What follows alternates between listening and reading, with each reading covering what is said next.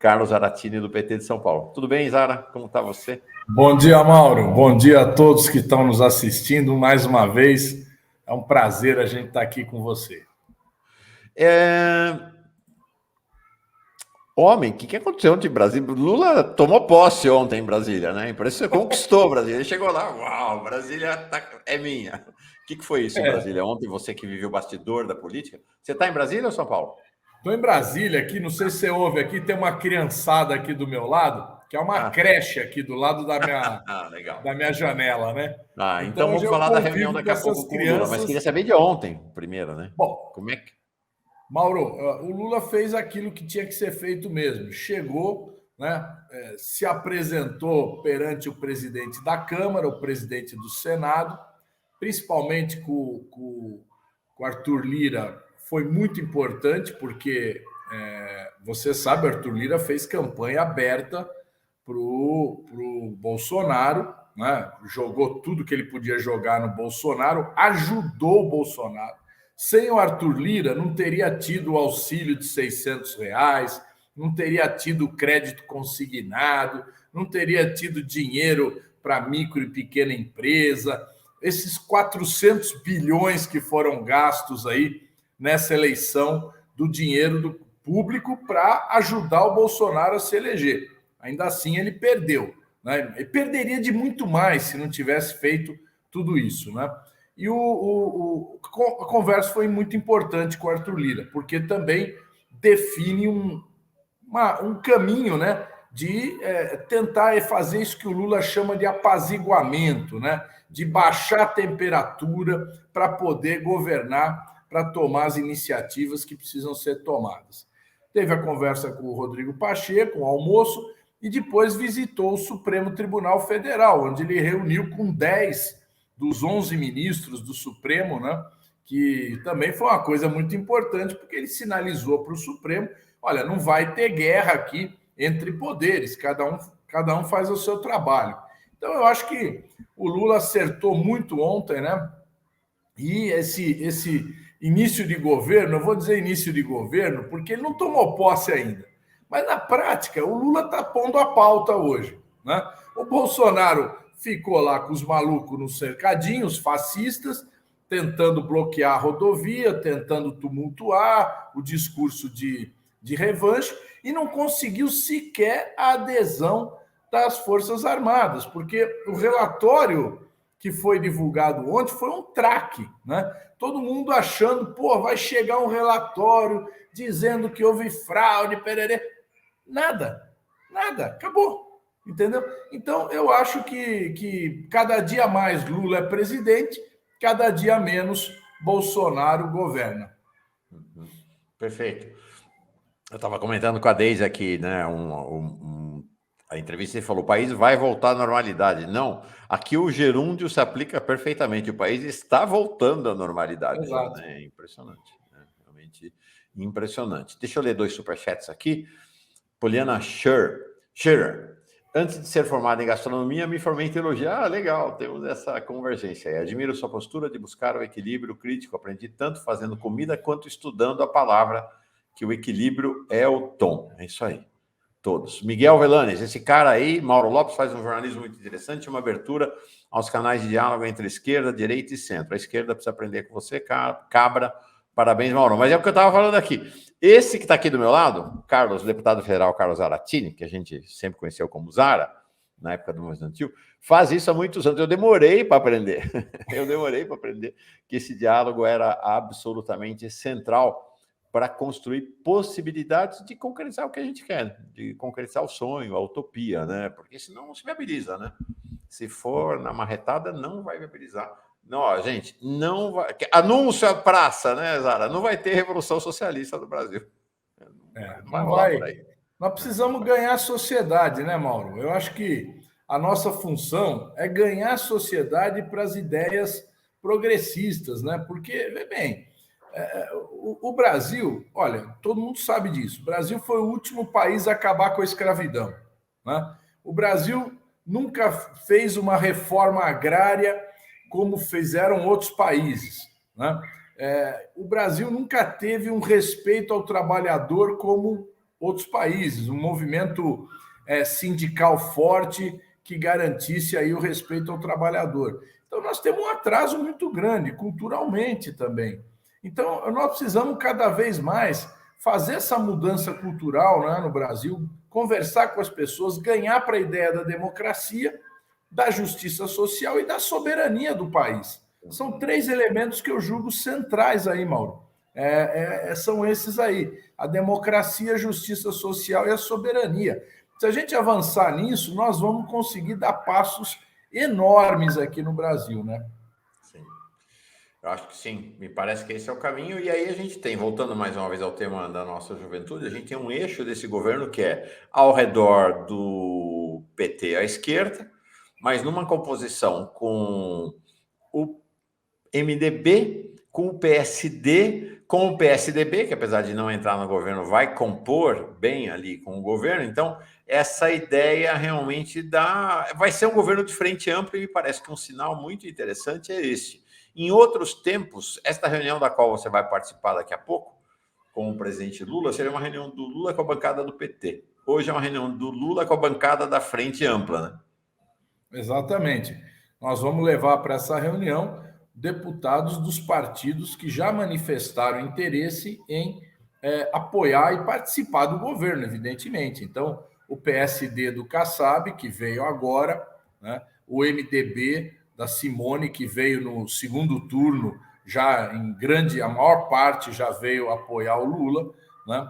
Tanto aqueles figurões lá do Norte e Nordeste, Eduardo Braga, Renan Calheiros, né? Como também a própria Simone. A Simone é uma senadora conservadora, Mauro. Ela é uma pessoa conservadora em vários aspectos. E ela colocou em primeiro lugar, para apoiar o Lula, a ideia de recuperar a democracia no Brasil.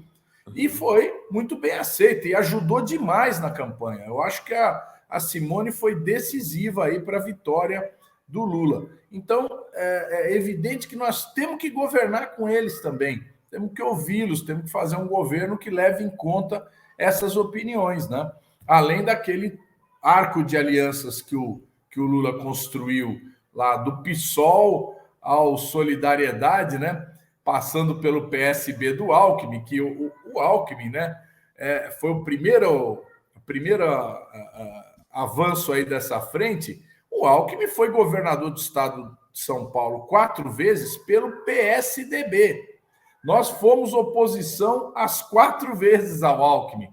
Enfrentamos o Alckmin nas urnas 4 vezes para governador, não, 3 vezes para governador. A primeira vez ele era vice do Mário Covas, e enfrentamos o Alckmin na urna para presidente. O Lula enfrentou o Alckmin para presidente e o Haddad depois enfrentou de novo em 2018. Então, conseguimos juntar aí esse veio do PSDB histórico, né?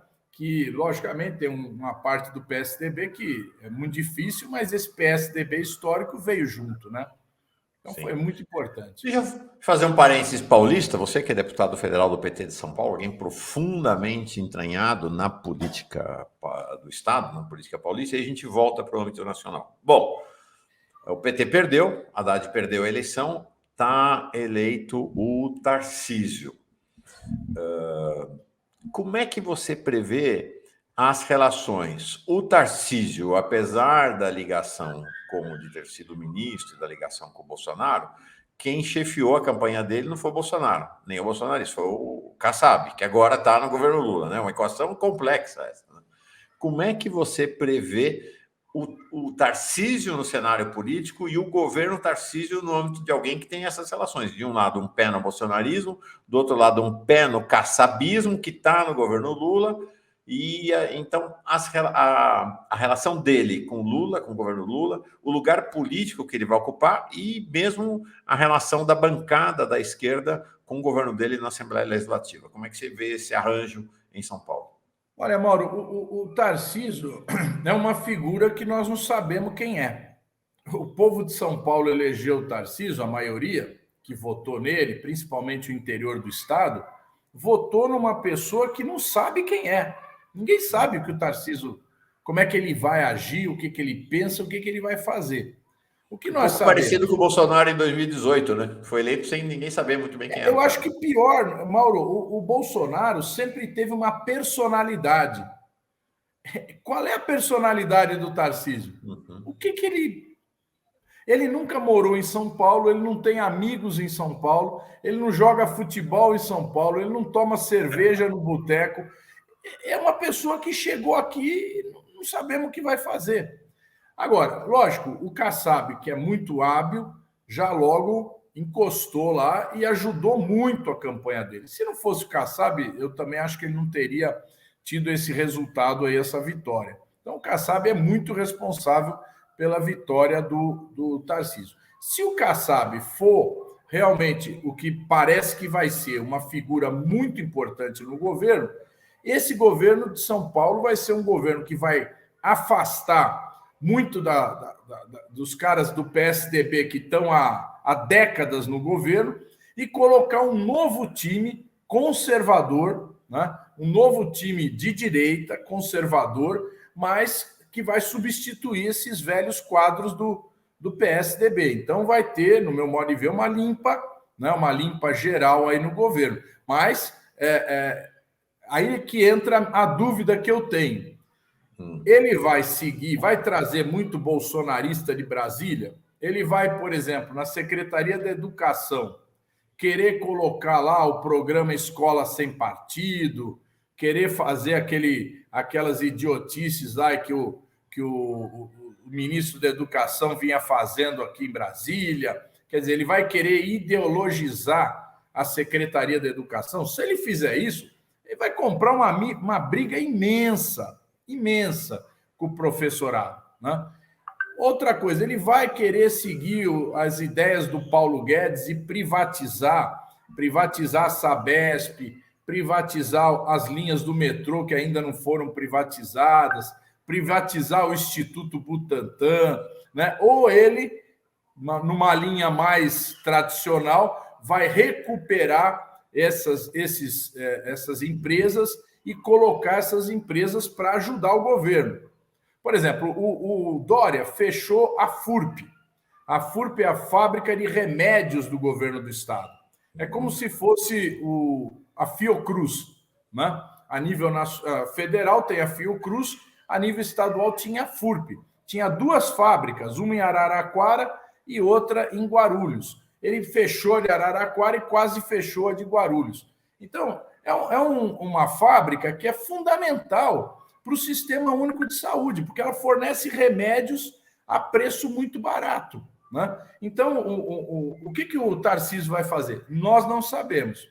Então, eu acho que vai depender muito quais os primeiros passos que ele vai dar. Ele vai caminhar para essa linha privatista, de ideologia de extrema-direita, conservadora, ou ele vai simplesmente substituir os quadros do PSDB e manter, de certa forma, uma política que vem sendo seguida há muito tempo, que lógico, não é a política que nós fazemos, mas de manter uma certa estabilidade no Estado, nas estruturas do Estado de São Paulo.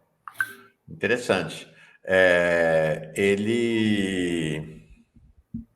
Agora, a nível nacional, me parece que com a presença do Kassab ali ao lado dele, ele vai caminhar para ter a melhor relação possível com o Lula, né? Com o governo federal, né?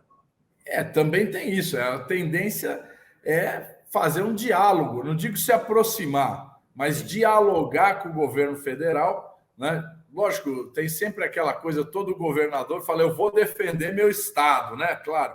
E tem uma questão que vai ser muito importante, né? Que é a discussão da reforma tributária. Eu acredito que a gente vai começar o ano que vem engatando essa discussão, que é muito necessária. A reforma tributária tem duas vertentes. Uma que nós vamos lutar muito é ser uma reforma tributária distributivista, ou seja, que cobre menos imposto dos que têm menos, porque quem paga imposto no Brasil são os mais pobres e a classe média, e cobre mais imposto dos que têm muito, dos bilionários. Então, nós precisamos fazer justiça tributária no Brasil. A estrutura de tributos no Brasil, ela onera os mais pobres. Segunda coisa, precisa ter uma modernização dos impostos e uma reorganização do sistema tributário para favorecer a produção, né?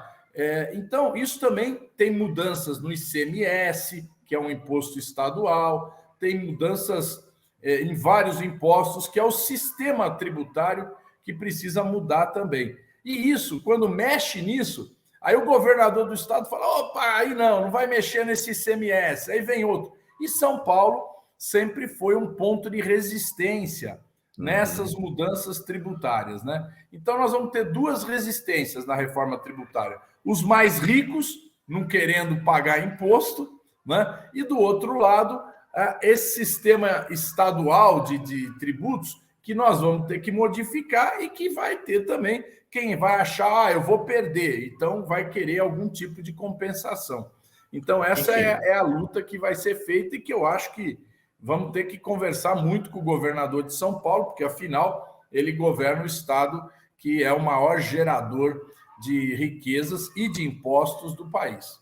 Perfeito. Não, tem uma agenda riquíssima, complexa e longa pela frente. Queria voltar para a questão nacional, antes registrando a Solange Maria Coutinho Brandão, chega aqui como nova membro, nós já temos 3 novos membros, mais 2 a gente cumpre a nossa cota cotidiana de 5. Gente, vamos lá, tornar-se membro, mandar superchat, contribuir com a vaquinha da Fórum, fundamental. O Lanza diz assim, fica imaginando o Lula numa roda de conversa com vocês todos, equipe Fórum e célebres atuantes. Seria um programa certamente sem hora para acabar, adoro tudo isso, o dom da oratória e do diálogo. É o seguinte, conversa com o Lula nunca tem hora para acabar, né? Às vezes a agenda espreme, mas dá para sentar com o Lula e conversar a vida inteira, né? Um dos maiores conversadores que eu já vi até hoje. Voltando a Brasília. Bom, composição tem a questão fundamental da PEC, da transição, era chave para viabilizar esse início de governo, mas, ao mesmo tempo, tem a construção das outras propostas, né, do programa, da execução do governo e do Ministério. O que eu vejo, Carlos, é que o Ministério está em disputa, como tudo, não é uma frente. Se é frente ampla, é sinal de que tem posições distintas. Se tem posições distintas, tem diálogo e disputa. Ontem falei com o Daniel Cara, que ele contou um pouco lá no núcleo da educação, teve uma reunião com 50 pessoas, tinha posições distintas. Cada um vai defendendo a sua e vai. Só que uma coisa é de conversar sobre isso, tanto todo mundo lá de cá, né? Outra coisa é guerrear contra o Bolsonaro. Então, tem posições distintas que vai se buscar acordos e construção de força. Em relação ao Ministério da Fazenda, me parece que é algo por aí. O Lula falou, só na volta do Egito. O Ministério, me parece uma construção, veja se eu estou errado, da vontade do Lula com o que ele vai observando na cena política. Então, você olha, por exemplo, o Haddad está tentando se viabilizar, está fazendo conversa com o setor financeiro, o Padilha a mesma coisa, do lado mais, vamos dizer assim, liberal da frente, visivelmente, o ex-presidente do Banco Central, Pércio Arina? Não, o ex-presidente do Banco Central que foi candidato a presidente do MDB, o que chegou aí. Meirelles. O Meirelles está claramente tentando se viabilizar também. Eu tenho até meu candidato, se for para não ser alguém do PT, acho que esse André Lara Rezende aí é muito interessante. Enfim, está todo mundo jogando ali, né? Então, acho que me parece que a composição do Ministério é essa mistura do desejo do Lula, da articulação que ele, Alckmin e outros vão desse quebra-cabeça, também com a viabilização das pessoas que estão na pista. Como é que você vê o cenário em relação ao Ministério da Fazenda? Bom, o Lula, Mauro, ele tem um compromisso, né? O compromisso dele é de melhorar a vida do povo, melhorar a renda, né? Baixar a inflação, gerar emprego. Isso é o compromisso que está na cabeça do Lula, né? E o Lula sempre raciocinou: olha, se eu botar dinheiro no bolso do povo, a economia cresce, se desenvolve e gera emprego. Então, essa cabeça, por isso que ele coloca duas coisas iniciais. Vou fazer o Bolsa Família de R$600 mais 150 por criança e vou dar aumento real para o salário mínimo. Duas coisas. A terceira, que tem que ser feita também, é reajustar a tabela de imposto de renda para aumentar a isenção de imposto para quem ganha até R$5.000, porque aí abrange a classe média também, que vai sobrar mais dinheiro para o consumo. Então, essas três coisas são fundamentais na cabeça do Lula, né? Geração de emprego e distribuição de renda.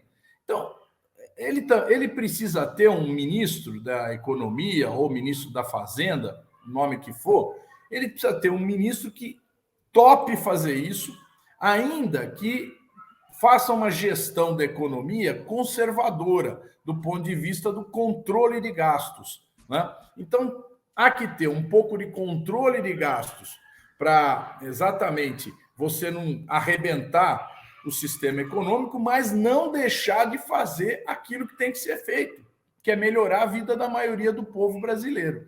Então, essa mistura, né? Quer dizer, eu tenho que aumentar essa arrecadação, não aumentando o imposto, porque a sociedade brasileira resiste ao aumento de imposto. Nós temos que cobrar mais imposto dos bilionários, que é uma camada muito pequena da população brasileira, deixar a maioria do povo brasileiro pagando menos e a gente apostar nesse crescimento da economia, do mercado interno. Nós temos um mercado interno gigantesco, 215 milhões de brasileiros, cuja boa parte, mais da metade, não consome. Não consome. Então, à medida que você coloca mais recurso no bolso do povo, você vai aumentar o consumo, consequentemente, aumentar o emprego. Então, eu acho que essa é a questão que o Lula chave desse governo. Fazer aquilo que o Lula sempre falou que tem que ser feito e, ao mesmo tempo, garantir, né, que o governo não vai ter uma irresponsabilidade, uma aventura do ponto de vista fiscal. Perfeito. Agora, me parece que esses nomes todos cogitados se enquadram nesse figurino, né? Talvez o Meirelles um pouco menos, mas por outro lado é o seguinte, não vai ter posto Ipiranga, né? Quem quer que seja ministro da Fazenda vai conduzir a economia em parceria com o Lula, né? O posto Ipiranga é o Lula, né? É isso aí. Porque o Bolsonaro, ele terceirizou a gestão dele. O posto Ipiranga cuidava da economia, o Centrão cuidava do Congresso, e por aí. Ele não fazia porra nenhuma. Ele ficava lá, como está até agora, né? Não fala nada, se meteu lá no Palácio. Então, eu acho que o ministro da Economia, eu não apostaria muito no Meirelles, não, porque eu acho que o Meirelles também tem lá as coisas positivas dele, ele sabe gerir, mas ele está muito vinculado a uma imagem negativa, né? Porque ele foi o criador do teto de gasto. E nós somos contra o teto de gasto. Nós queremos aprovar um novo instrumento de controle fiscal, porque agora nós temos 3 controles fiscais. Tem o teto de gastos, tem a regra de ouro. A regra de ouro, para quem não sabe, é que o governo só pode se endividar para fazer investimento, não pode se endividar para fazer custeio, né? Então, a regra de ouro tem que ser respeitada, né? E a terceira coisa é a lei de responsabilidade fiscal. Então, hoje, tem 3 instrumentos de controle que são dificílimos de você cumprir os 3. Nós precisamos criar um novo sistema de controle fiscal que garanta a responsabilidade, mas que também garanta ao governo ter os instrumentos na mão para desenvolver o país. Então, não adianta eu falar, bom, olha, vai ter controle fiscal, mas não tem dinheiro para pagar a conta de luz das universidades. Então, quer dizer, então fecho as universidades, eu não tenho dinheiro para pesquisa, não tenho dinheiro para tecnologia. Então, quer dizer, eu não posso incentivar uma determinada pesquisa que vai ser importante para o país. O setor do agronegócio, ele precisa da Embrapa. A Embrapa é o maior órgão de pesquisa da agricultura e responsável pelo Brasil ser o que é do ponto de vista de potência agrícola no mundo, né? Nós vamos precisar fazer uma revolução tecnológica verde, não é, Mauro? Nós vamos precisar se adaptar a uma nova forma de geração de energia, né, de combustíveis, esses combustíveis fósseis, nós vamos precisar superar. Nós precisamos de pesquisa. Nós não podemos ficar pegando tudo que vem lá de fora. Nós precisamos desenvolver a nossa pesquisa aqui, né, e fazer, de fato, aquilo que a gente precisa fazer. Nós temos gás à vontade, Mauro, e nós importamos fertilizante. O agronegócio depende do fertilizante da Rússia e da Ucrânia, que estão em guerra. Né? Então, nós fechamos as fábricas de fertilizante no Brasil. Então, nós precisamos retomar essas fábricas que são estratégicas para a produção agrícola. Então, até essa turma do agronegócio precisa entender o quanto eles perderam de autonomia durante o governo do Bolsonaro. Concordo. E agora, é importante ter clareza disso, né? São opções que têm todas elas um caráter técnico, mas todas políticas, né? São todas decisões políticas. Uma última questão para ti. Que horas é a reunião com o Lula? A reunião com o Lula está marcada às 10 horas, Mauro. Então, se liberar, ele se reúne com vocês, né? Com os parlamentares, depois tem a visita que ele, esse circuito do judiciário que ele está fazendo, ele vai ao STJ também, deve ter uma série de outros encontros políticos aí em Brasília, ele volta de Brasília para São Paulo, me parece que ainda hoje, e aí se prepara para embarcar para o Egito. Questão da presidência da Câmara, você que é deputado federal. O Lula ontem foi uma manifestação clara dele, patente, o governo não vai se meter nem na eleição da Câmara, nem na eleição do Senado, acho que tem aí uma visão. O Lula sempre teve uma visão crítica em relação à maneira como no governo Dilma, não estou falando necessariamente da Dilma, mas no comando político do governo Dilma, de querer bater chapa com Eduardo Cunha, ele acha que foi um grande erro, não vai cometer esse erro. Agora, o PT, você acha que lança candidato? Como é que vai ser? Então, vamos considerar, não tem governo nessa disputa. A discussão ali dos partidos na Câmara. Qual é a tendência? Como é que você prevê a condução da eleição do presidente da Câmara? Olha, nós vamos continuar conversando. Aliás, agora nós vamos iniciar as conversas da sucessão na Câmara, porque, a bem dizer, né, até a semana passada estava todo mundo cuidando da eleição. Vamos começar as conversas. O Arthur Lira está mais adiantado que nós, porque ele, depois do primeiro turno, ele já começou a conversar com os novos deputados. Né? Enquanto a gente estava ralando na campanha, ele estava aqui batendo papo aí com os novos deputados, recebendo os caras. Então, nós precisamos fazer, né, uma avaliação, um diálogo com o Arthur Lira, em primeiro lugar, para saber o que ele pretende, né? Como ele pretende trabalhar a presidência da Câmara, caso ele seja eleito, né? E colocar as nossas ideias e as nossas propostas. O nosso ponto fundamental é garantir governabilidade ao governo Lula, certo? Precisa ter governabilidade. O que quer dizer governabilidade? Ter as condições de mandar os projetos serem debatidos e votados. Né? Nós não queremos uma Câmara que o presidente coloque o projeto na gaveta, né? Porque ele pode fazer isso. Nós não queremos uma Câmara em que o presidente coloca para votar projetos superaventureiros, né, que não tem base na realidade, mas que às vezes são muito populares. Então, vamos fazer uma isenção geral de imposto, tá bom, mas e quem é que paga as contas? Então, a gente tem que ter uma Câmara também que tenha responsabilidade. Então, a discussão da sucessão passa por aí. Né? Nós precisamos garantir esse ambiente. Nós formamos uma frente que inclui o PSD, que inclui o MDB e que pode ser que inclua também a União Brasil, né? E essa frente pode ensejar uma candidatura à presidência. Então, nós vamos dialogar para saber qual é o caminho que nós vamos seguir. Então, nós vamos construir. Pode ser um caminho com Arthur Lira? Depende. Depende do que ele se propõe a fazer. Pode ser um caminho formando uma candidatura muito mais ampla que o PT? Pode ser também. E aí, logicamente, tem que aparecer um candidato que ainda não apareceu. Então, tudo isso é diálogo, Mauro. Nós ainda estamos no começo da conversa. Nós vamos ter um mês agora, novembro, dezembro e janeiro, para tratar do assunto sucessão na Câmara. Essa é uma questão, né? O que o Lula traz, você traz, os políticos trazem, quem está de fora do cenário político, às vezes fica muito ansioso e querendo saber da decisão.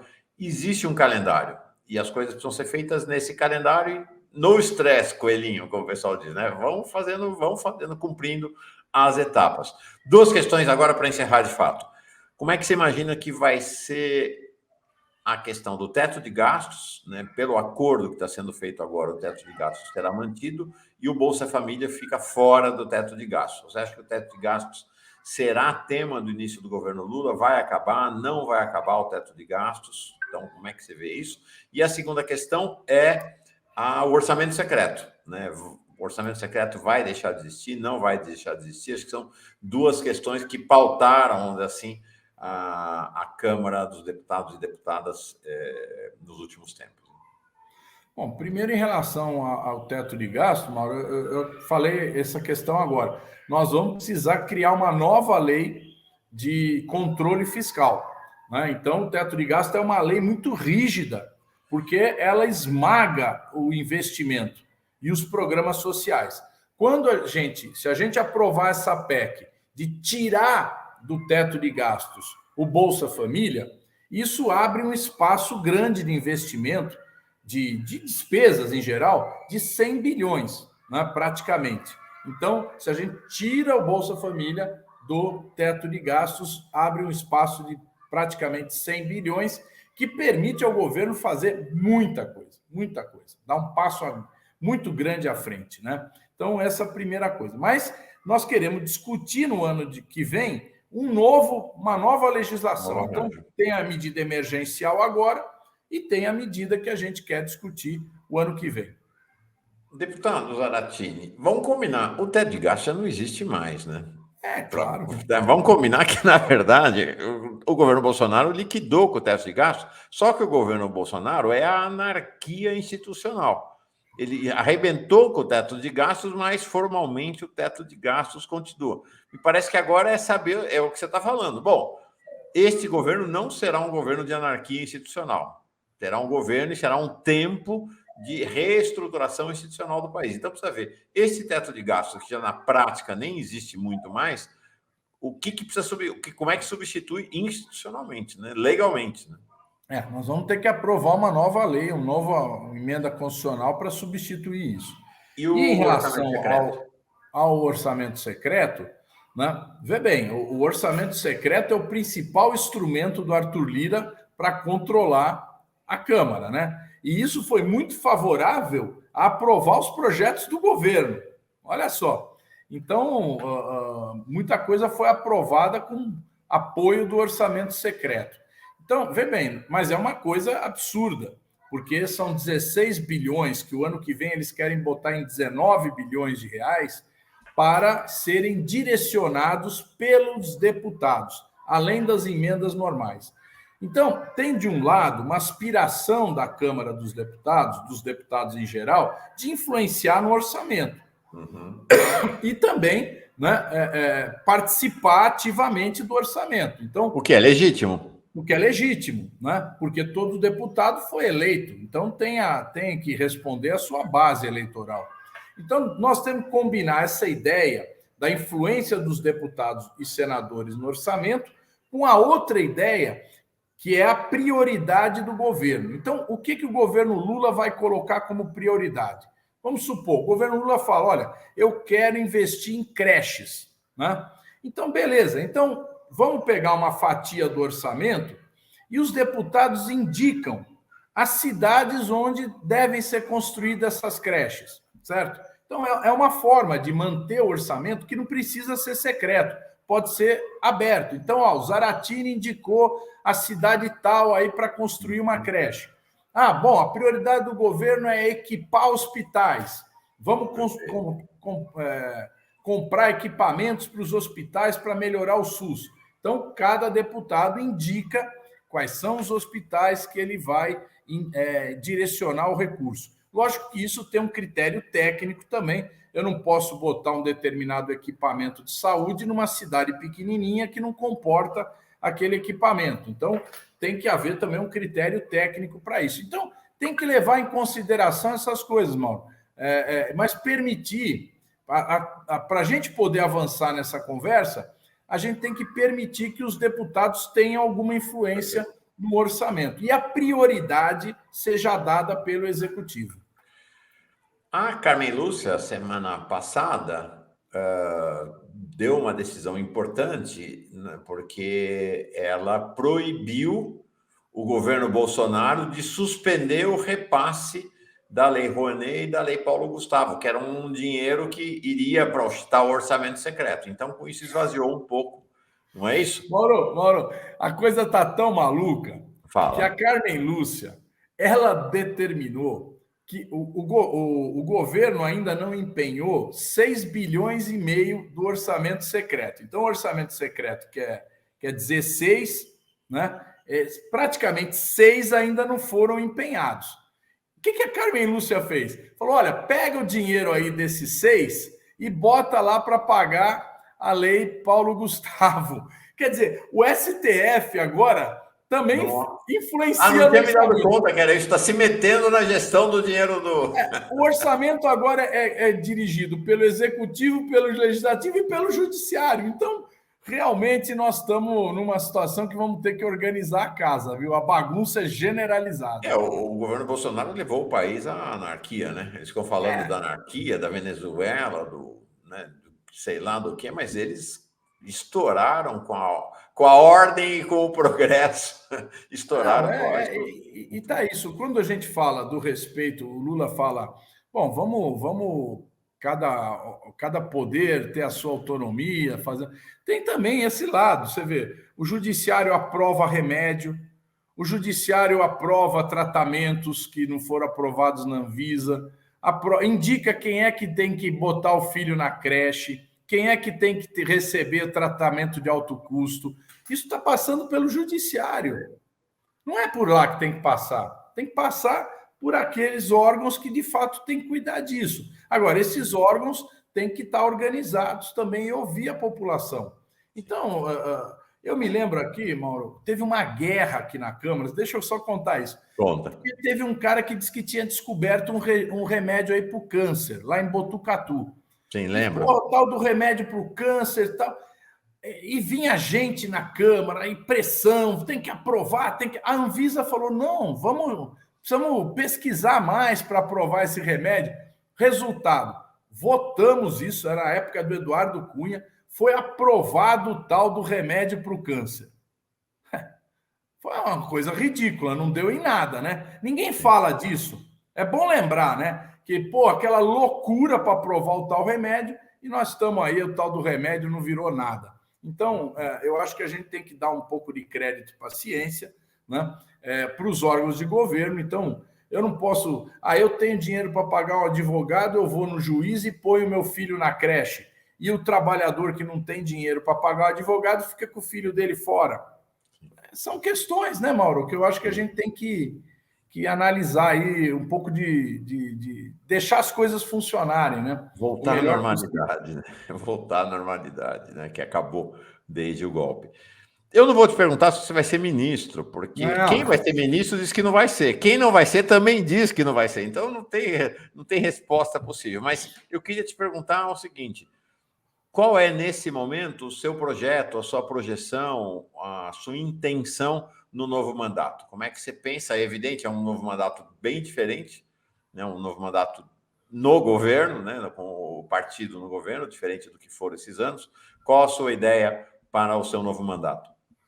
Bom, primeira coisa, evidentemente, que eu quero ajudar o Lula a governar e eu vou dedicar o principal aqui da minha energia a garantir essa governabilidade do governo, né? Do governo Lula, do presidente Lula.